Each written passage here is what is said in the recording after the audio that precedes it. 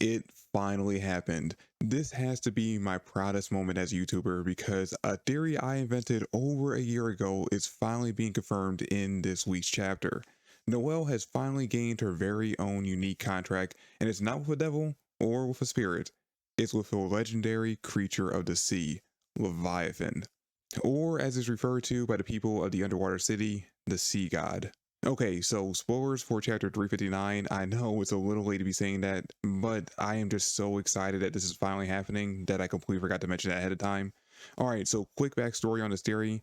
Once it became clear that Udine would be going back to Lord Pachika after the end of the space saga, I knew we had to find a new power for Noelle, and it couldn't just be her unlocking a new Valkyrie dress. This power-up had to involve some form of Saint Stage. Because Noelle Silva is one of the three main protagonists for the series of Black Clover, and a rule of thumb for any shonen battle series is that when there are three main characters, they all have to stay relatively equal in power. We pretty much see this rule across the board in Shonen Jump. For example, in Naruto, we have Sakura, Sasuke, and Naruto. And even though Sakura is obviously the weakest out of the three of them, she still can stand alongside her two fellow protagonists as being leagues above everyone else in that series. In My Hero Academia, it's obviously Midoriya, Todoroki, and Bakugo. One Piece is obviously Luffy, Sanji, and Zoro. And you can even argue that we see the same thing play out in Dragon Ball Z, where it's definitely Goku, Vegeta, and Gohan. The rule of three is a standard rule in the shonen genre, and since Black Clover is a series that follows many mainline shonen tropes, it has to follow this rule as well. And with Noelle losing Udine, and in turn access to Saint Stage, that put her far and behind both Yuno and Asta. Now I mean sure, her ultimate magic that we have still yet to see in action could theoretically pack a punch as heavy as Asta and Yuno's strongest attacks, but there's still one thing that would leave a wide gap between her and the two of them: the ability to defeat high-ranked devils.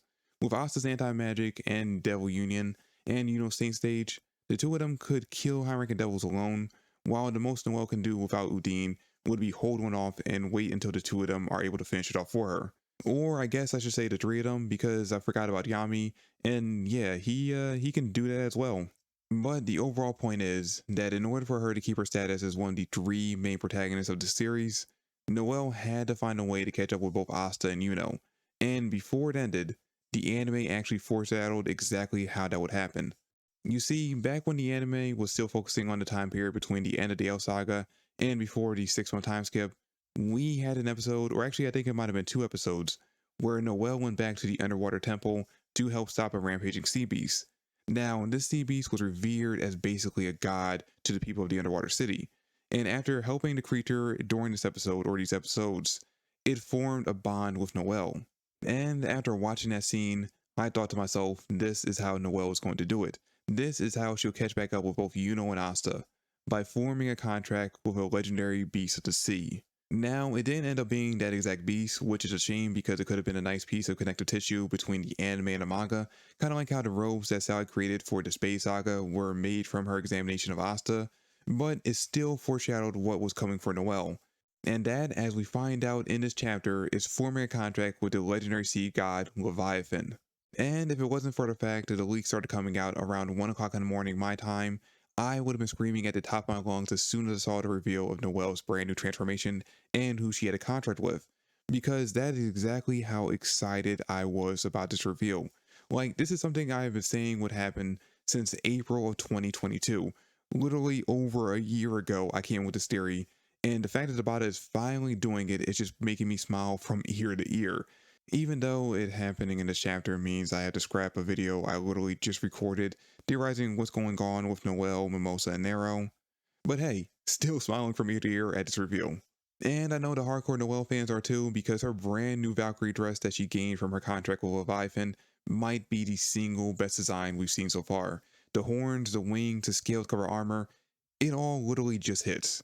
And speaking of hitting, this brand new power-up now puts Noelle more than likely on the same power scale as the person she's facing off against at the end of this chapter, her own mother, who, when she was alive, was already an incredibly powerful wizard, and now that she's been reborn as a paladin, we can believe that she's even more powerful than she already was. So, assuming that Tabata does not cut away from this fight, which he does have a tendency to do, we could potentially end up seeing in the very next chapter the Leviathan dress in action. Though, keep in mind, Tabata does like to write his sagas into 2 parts. Part 1 being where after small victories, the good guys ultimately suffer heavy defeats and have to fall back and regroup in order to plan a counterattack. And then once we get into part 2, that's when they pick themselves back up and manage to surpass their own limits and defeat the bad guys and save the day. And considering all the heavy losses and hits we've taken so far, we're definitely still in part 1 of the saga, which means that Noelle will more than likely end up losing this battle, most likely due to her not being able to use the transformation's full power because it's still new to her. And then in part 2, after adjusting to the new power more and forming a deeper bond with Leviathan, she'll come back able to use the transformation's full potential. But because she's going to end up losing this fight, more than likely what's going to happen is that one of her siblings will step in to try to protect her and end up dying as a result. And while the obvious answer for that person to be Noelle because the two of them already have a bond again, I think it's actually going to end up being either Nebra or Solid. Because Noelle was already stabbed through the stomach by Aesir in the chapter, so if he was going to die, that would have been the time for it to happen. And if one of the other two end up dying, this might finally push Noelle to surpass his limits and unlock a brand new power-up that we've yet to see. And assuming Fugoyan survives the fight against Morris, he's almost guaranteed to get a major power-up due to the death of both his sister and his squad mates. And since Fugoyan and Noelle are rivals, it stands to reason that if one gets a power-up, so will the other. Now the question becomes, what would his power-up end up being?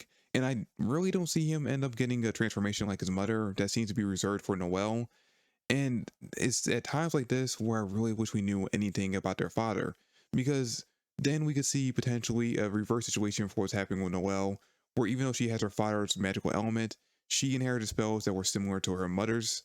We could see the same thing happening in reverse with Noelle, where even though he inherited his mother's magical element, we could see him potentially unlocking a brand new power-up or spell that was similar to something that his father used. Now, regardless of what the power-up ends up being, more than likely Noelle will end up receiving one in the first half of the saga. Now it just comes down to, in the second half, who will be his final opponent. And I think the perfect scenario for Noelle would be for him to be the one to take on their mother, freeing Noelle up to team up with Asta and Yuno to take down Lucius. Because Noelle, despite obviously being one of the top strongest people in the Clover Kingdom since the end of the L Saga, has yet to be part of taking down the big bad of a saga. And now that we are at the finale of the series, this is a time for her to finally stand alongside her fellow protagonists and the three of them to finally earn the title that the fandom has given them, the Light Triad.